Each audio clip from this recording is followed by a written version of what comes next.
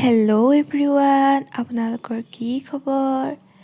এয়া আমাৰ ঘৰতে বন্ধাকবি, ওলকবি, শাক পাচলি, বেঙেনা এনেকৈ সৰু সুৰাকৈ অলপ খেতি কৰা হৈছে।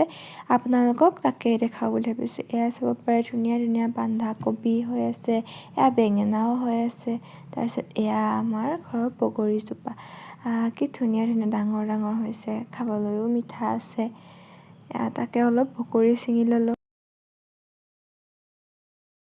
বগৰীজোপা নহয় এইবাৰ বহুত লাগিছে, সেইকাৰণে অলপমান নেট দি থোৱা আছে। বান্দৰ আহে খাই যে, সেইবাবে এইজোপা লাও লগা নাই বাৰু, এতিয়া লাগিব আৰু।